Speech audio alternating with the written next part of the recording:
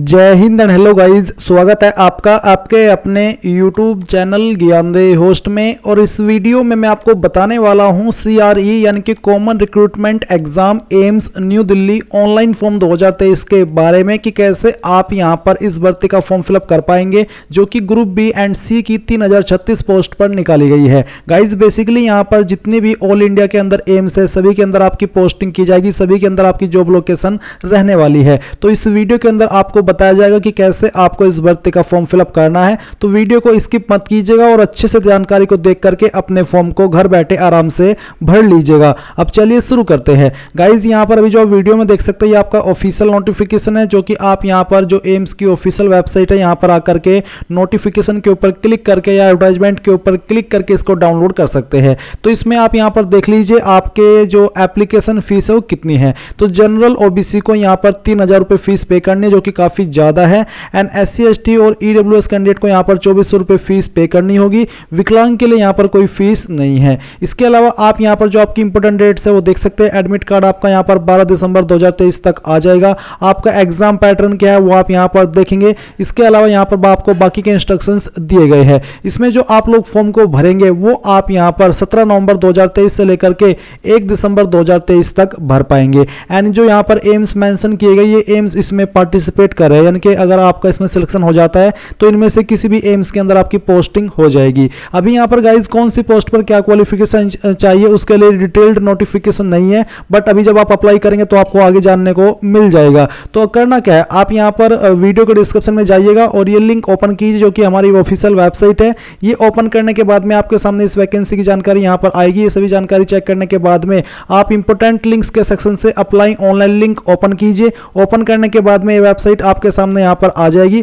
अब यहां पर आने के बाद में आप न्यू रजिस्ट्रेशन के नीचे क्लिक हियर के ऊपर क्लिक करेंगे। नाउ गाइस यहां पर आपके सामने कुछ इस तरह के इंस्ट्रक्शंस आ जाएंगे। आप इन सभी को चेक करते हुए प्रोसीड पर क्लिक करेंगे। प्रोसीड पर क्लिक करने के बाद में आपको यहां पर जो रजिस्ट्रेशन के स्टेप है वो बताए गए हैं, आप यहां पर इनको भी चेक कीजिए एंड प्रोसीड के ऊपर क्लिक कर दीजिए। अब गाइस यहां पर आपको पोस्ट अप्लाइंग फॉर का ऑप्शन मिला है। जैसे कि मैंने आपको पहले ही कहा था कि नोटिफिकेशन के अंदर तो पोस्ट मेंशन नहीं की गई है, बट आपको आगे जानने को मिल जाएगा कि कौन सी पोस्ट निकाली है। तो इन सभी पोस्ट पर ये आपकी वैकेंसी जारी हुई है, जो कि यहां पर आपको मेंशन की गई है। तो देख सकते हैं इसमें आपकी काफी सारी पोस्ट है। अभी तक ये नहीं पता है कि एग्जैक्टली कौन सी पोस्ट के लिए कितनी वैकेंसी है और उस पर क्या क्वालिफिकेशन चाहिए। क्वालिफिकेशन का तो आई थिंक आपको आगे पता चलेगा इसी फॉर्म में कि कहां पर आपको क्या जानकारी भरनी है। तो बेसिकली सभी पोस्ट पर अप्लाई करने का तरीका सेम है। आप जिस भी पोस्ट पर अप्लाई करना चाहते हैं जो कि यहां पर आपको मेंशन की गई है वही पोस्ट आप यहां से सिलेक्ट कर लीजिए। तो चलिए हम यहां पर एक पोस्ट सिलेक्ट कर लेते हैं। पोस्ट सिलेक्ट करने के बाद में यहां पर गाइस बोला कि फुल नेम आपको यहां पर यूनिवर्सिटी डिग्री के अकॉर्डिंग एंटर करना है। तो जो भी आपका नाम है यूनिवर्सिटी डिग्री के अंदर वो आप यहां पर एंटर कीजिएगा। ये एंटर करने के बाद में आप यहां पर आपके नाम को दोबारा डाल करके वेरीफाई कीजिए। फिर आपको यहां पर आपका जो फादर नेम है वो आपको एंटर करना है, फिर अपनी मदर का नेम एंटर करना है। इसके बाद में all OBC creamy layer candidate will be consider as general, यानी कि जो ओबीसी क्रीमी लेयर कैंडिडेट है वो जनरल के अंदर काउंट किए जाएंगे। तो आपकी कैटेगरी कौन सी है वो आपको यहां पर सिलेक्ट कर लेनी है। ओबीसी एनसीएल जनरल EWS जो भी है वो आप यहां पर टिक कर दीजिएगा। इसके बाद में कंफर्म कैटेगरी दोबारा उसको सिलेक्ट करके आपको कंफर्म कर देना है। फिर जैसे कि अगर मैंने यहां पर ओबीसी एनसीएल सिलेक्ट किया तो आपको यहां पर कैटेगरी सर्टिफिकेट नंबर देना है, जो कि ऑप्शनल है, यानी कि अगर आपके पास नहीं है तो आप ना भी दे सकते हैं क्योंकि यहां पर ऑप्शनल लिखा है। एंड फिर कैटेगरी सर्टिफिकेट कब इशू हुआ है वो डेट भी आप यहां पर सिलेक्ट कर लेंगे। इसके बाद गाइज यहां पर आता है कि क्या आप विकलांग है और आपकी विकलांगता यहां पर 40% या उससे ज्यादा है। अगर हाँ तो आप यहां पर यस करेंगे। यस करने के बाद में आपको आई एग्री के ऊपर क्लिक करना और यहां से ओके कर देना है और फिर आपको बताना कि आपकी विकलांगता की कैटेगरी कौन सी है। बट मैं आपको फिर से बता दूं कि अगर आप विकलांग नहीं है, आप दिव्यांग नहीं है, तो आप यहां पर नो कर देंगे। इसके बाद यहां पर आता है आपका नेशनलिटी, जो कि इंडियन रहेगा। स्टेट ऑफ डोमिसाइल, कौन सी स्टेट के आप स्थायी निवासी है वो स्टेट आपको सिलेक्ट कर लेनी है। फिर आपको यहां पर आईडी प्रूफ में कोई एक आईडी सेलेक्ट करनी है। जो भी आईडी आपने सेलेक्ट किया है उसका नंबर फिर आपको आईडी नंबर में देना है। इसके बाद यहां पर यह भी बोला है कि please bring along this ID proof at the time of exam, यानी कि जो भी आईडी आप यहां पर दे रहे हैं वो आपको एग्जाम सेंटर पर लेकर के जानी भी होगी ओरिजिनल में। फिर आता है पैलेस ऑफ इशू, कहां से आपकी आईडी इशू है, तो बेसिकली इंडिया से हुई है तो आप यहां पर इंडिया रहने देंगे। इशू डेट अगर आपको पता है तो आप यहां पर सिलेक्ट कर ले, नहीं तो आपको इसको ऐसे ही छोड़ देना है। फिर यहां पर अगर आपको ये पता है कि आप आपकी आईडी कब तक वैलिड है तो आप यहाँ पर उसकी डेट सेलेक्ट कर ले, नहीं तो आप इसको ऐसे ही छोड़ दे। फिर आपको आपका जेंडर सेलेक्ट करना है। सवाल आता है कि are you a government employ, क्या आप एक गवर्नमेंट एम्प्लॉय है, अगर हाँ तो यस, नहीं तो आप नो करेंगे। फिर आता है कि आप एक सर्विसमैन है, अगर हाँ तो यस, नहीं तो आपको यहाँ पर भी नो करना है। Are you a defence personnel disabled in operating during hostilities, अगर हाँ तो आप यहाँ पर यस कीजिएगा, नहीं तो आपको नो करना है। Are you service clerks in arm force in the last year, अगर आप थे सर्विस क्लर्क में आर्म फोर्स के अंदर लास्ट ईयर में तो आप यस करेंगे, नहीं तो आपको नो करना है। फिर यहाँ पर आपकी जो भी डेट ऑफ बर्थ है वो आपको यहाँ पर 10th का जो सर्टिफिकेट है उसके अकॉर्डिंग भरनी है। तो पहले आप यहाँ पर जो भी आपका ईयर है वो सिलेक्ट कीजिए, फिर यहाँ से आपका मंथ और उसके बाद में डे, तो आपकी डेट ऑफ बर्थ आ जाएगी। कॉन्टैक्ट डिटेल में आप आपकी ईमेल आईडी एंटर करेंगे, उसको दोबारा डाल करके वेरीफाई करेंगे, अपना नंबर डालेंगे, नंबर को दोबारा डाल करके वेरीफाई कर देंगे। अगर कोई आप अन्य नंबर देना चाहते तो अल्टरनेटिव नंबर में आप क्या नंबर दे रहे हैं, मोबाइल का या फिर लैंडलाइन का, वो आपको यहाँ पर सिलेक्ट करना है और उसी के अकॉर्डिंग अपना नंबर भरना है। फिर डिक्लेरेशन के ऊपर टिक करेंगे, जो भी जानकारी आपने भरी है उन सभी को चेक करते हुए रजिस्टर पर क्लिक करेंगे। अब गाइज आप यहाँ पर देखेंगे कि जो आपका रजिस्ट्रेशन है वो हो चुका है और आपको यहाँ पर एक कैंडिडेट आईडी मिली है। साथ ही आपको बोला है कि आपको ईमेल और मैसेज के माध्यम से आपकी लॉगिन की इंफॉर्मेशन सेंड कर दी गई है। आपको अगर इनबॉक्स के अंदर आपकी ईमेल नहीं मिलती तो आपको स्पैम फोल्डर भी चेक कर लेना है। अभी आप यहाँ से ओके कीजिए और ओके करने के बाद में आपके सामने लॉगिन का इंटरफेस आ जाएगा। अब जो आपको लॉगिन इंफॉर्मेशन मिली है वो आप यहाँ पर डालिए। कैंडिडेट आईडी तो आपके डिस्प्ले पर आई थी और साथ ही आपको सेंड भी कर दी गई है। वो कैंडिडेट आईडी फिल करेंगे, अपना पासवर्ड डालेंगे एंड यहाँ पर जो कैप्चा कोड है वो फिल करेंगे एंड देन लॉगिन कर लेंगे। अब लॉगिन करने के बाद में आपने रजिस्ट्रेशन करते समय जो भी जानकारी भरी थी वो सभी आपके सामने है। आप यहाँ पर इन सभी जानकारी को चेक करने के बाद में आप देखेंगे कि अगर आपको कोई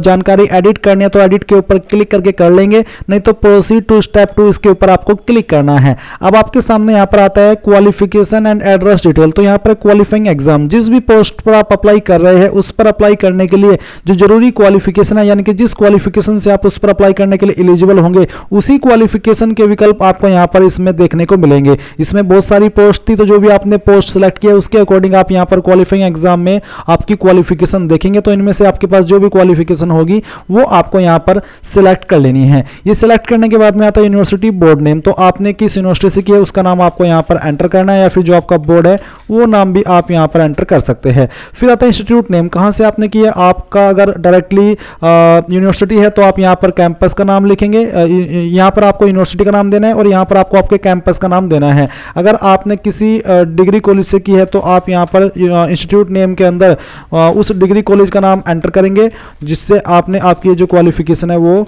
की है। तो चलिए हम यहाँ पर इसको एंटर कर देते हैं।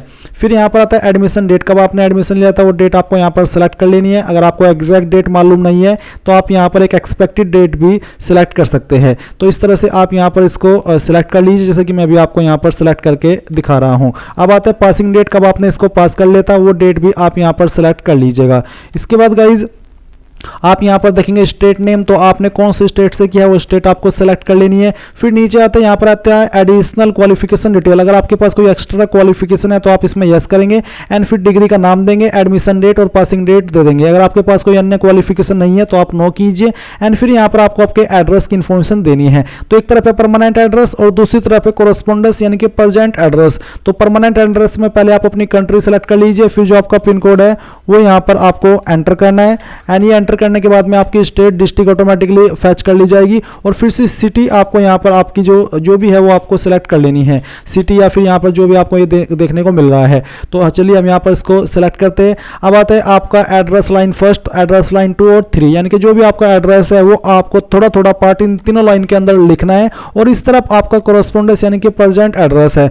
तो अगर आपका परमानेंट और प्रेजेंट एड्रेस एक ही है तो आप यहाँ पर टिक कर देंगे, अगर अलग है तो अनटिक करके अलग से भर दीजिएगा और फिर save and next proceed to step 3 इसके ऊपर क्लिक कीजिएगा। अब आपके सामने एक्सपीरियंस डिटेल का सेक्शन आता है। तो एक सवाल आता है कि डू यू हैव एक्सपीरियंस। अगर आपके पास एक्सपीरियंस है तो आप यहाँ पर इसमें यस करेंगे और फिर एक्सपीरियंस की जानकारी भरेंगे, जैसे कि ऑर्गेनाइजेशन नेम यानी कि उस कंपनी या उस बंदे का नेम जहां पर आपने काम किया है, किस पोस्ट पर काम किया वो आप डेजिग्नेशन के अंदर लिखेंगे, कब आपने काम शुरू किया था वो डेट आप यहाँ पर सेलेक्ट कर लेंगे और कब तक आपने जॉब की थी वो आप यहाँ पर एंड डेट में सेलेक्ट कर लेंगे और ऐड के ऊपर क्लिक करके इसको ऐड कर देंगे। बट अगर आपके पास एक्सपीरियंस नहीं है तो आप इसको यहाँ पर नो कीजिए एंड फिर सेव एंड प्रोसीड पर क्लिक कीजिए और आपको यहाँ पर ओके कर देना है।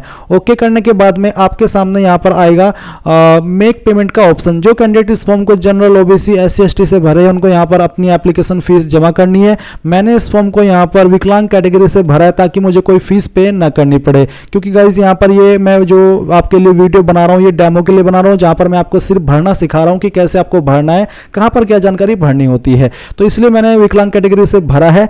एंड जैसे कि मैंने कहा कि SC ST, जनरल, ओबीसी को यहाँ पर फीस पे करनी होगी। जब वो अपनी एप्लीकेशन फीस जमा कर देंगे यहाँ पर ऑनलाइन माध्यम का इस्तेमाल करते हुए, तो फिर वो यहाँ पर आएंगे और ये स्टेप कंप्लीट हो जाने के बाद में प्रोसीड टू स्टेप 5 इसके ऊपर क्लिक करेंगे। अगर आपके सामने पेमेंट करने में कोई प्रॉब्लम आ रही है तो आप मुझे कमेंट के माध्यम से पूछ सकते हैं। जो भी आपकी प्रॉब्लम है मैं जो भी मेरे से हो पाएगी आपकी हेल्प करने की कोशिश करूंगा। अगर नहीं भी आपका फिर भी कोई आपका सोल्यूशन नहीं मिल पा रहा है तो आप मुझे इंस्टाग्राम पर कॉन्टैक्ट कर सकते हैं। मेरी इंस्टाग्राम ID इस वीडियो के डिस्क्रिप्शन में दी गई है, वहां पर आप मुझे फॉलो कीजिए और DM कर दीजिए जो भी आपकी प्रॉब्लम है।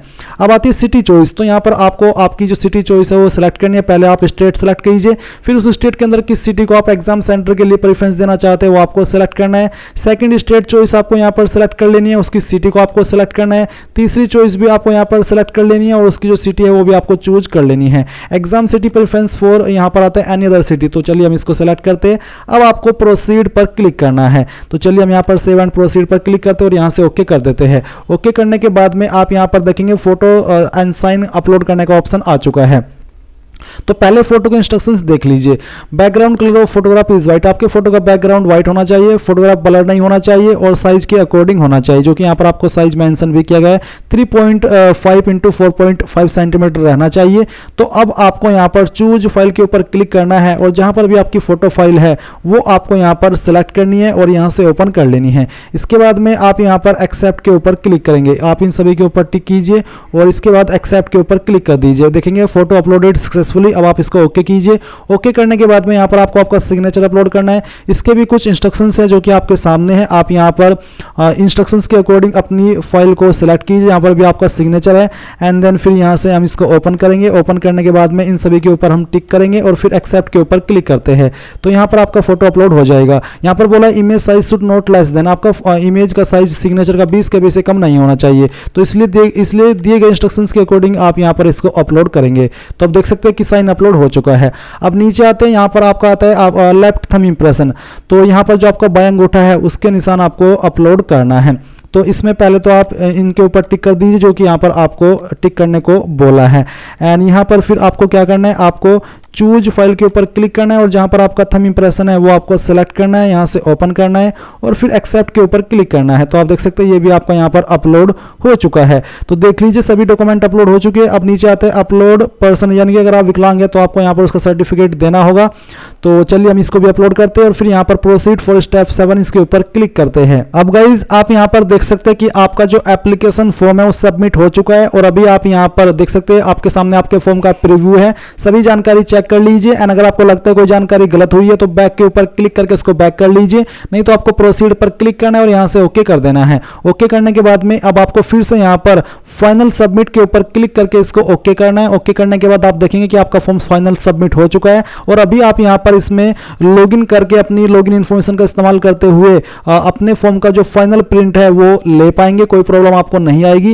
एंड इस तरह से गाइज आप लोग ये CRE एम्स ऑनलाइन फॉर्म 2023 को भर पाएंगे। आई होप ये प्रोसेस आपको पसंद आया होगा। तो गाइज आप यहाँ पर लॉगिन करने के बाद में प्रिंट एप्लीकेशन फॉर्म पर क्लिक करके आपका जो एप्लीकेशन फॉर्म का प्रिंट है वो ले पाएंगे, कोई भी आपको प्रॉब्लम नहीं आएगी। सो अगर अभी भी कोई प्रॉब्लम आपको आती है तो आप कमेंट के माध्यम से पूछ लीजिएगा और अगर आपने अभी तक वीडियो को लाइक नहीं किया कर दीजिए, चैनल को सब्सक्राइब करके बेल आइकन भी ऑन कर लीजिए क्योंकि आपको आगे इसके बारे में सभी अपडेट दिए जाएंगे। Thanks for watching. जय हिंद।